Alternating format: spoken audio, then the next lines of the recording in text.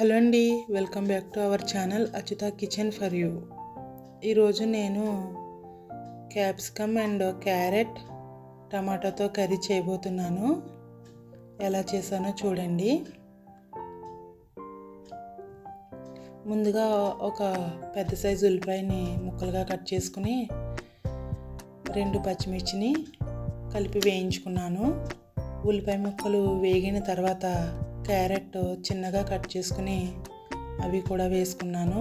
అవి కొంచెం వేగిన తర్వాత క్యాప్సికమ్ ముక్కలను చిన్నగా కట్ చేసుకుని అవి కూడా వేయించాను. ఇవన్నీ కొంచెం తొందరగా మగ్గడానికి కొద్దిగా సాల్ట్ వేసి మొత్తం అంతా కలిపి ఈ సాల్ట్ మొత్తం ముక్కలన్నింటికి పట్టేలా వేయించి మూత పెట్టాను.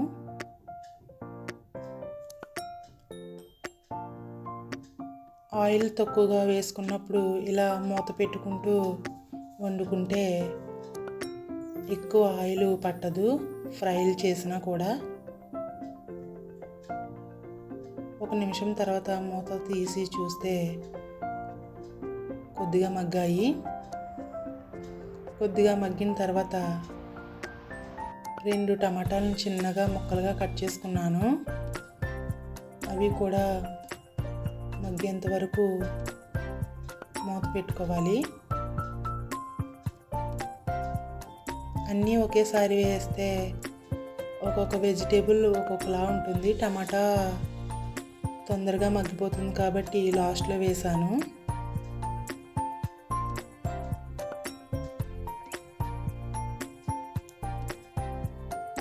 ఇవన్నీ మగ్గిన తర్వాత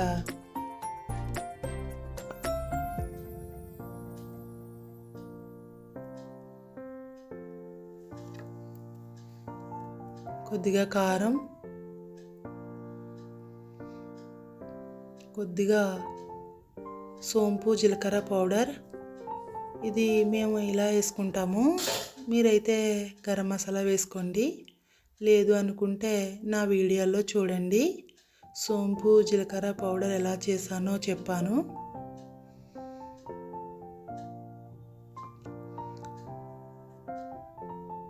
కర్రీస్లో పౌడర్లు, కారం అలాంటివి ఏమైనా వేసినప్పుడు సిమ్లో పెట్టుకోవాలి, లేదంటే తొందరగా మాడిపోతుంటాయి. ఇలా సిమ్లో పెట్టి వేయించిన తర్వాత అంతా రెడీ అయ్యాక కొంచెం టేస్ట్ చూసుకుని సాల్ట్ ఏమైనా పడితే వేసుకోవాలి. నేను ఫస్ట్లో వేసాను కదా, ఆ సాల్టే సరిపోయింది. స్టవ్ ఆఫ్ చేసిన తర్వాత కూడా కొంతసేపు మూత పెట్టి అలా ఉంచితే మొత్తం అంతా మగ్గిపోతుంది. Thanks for watching.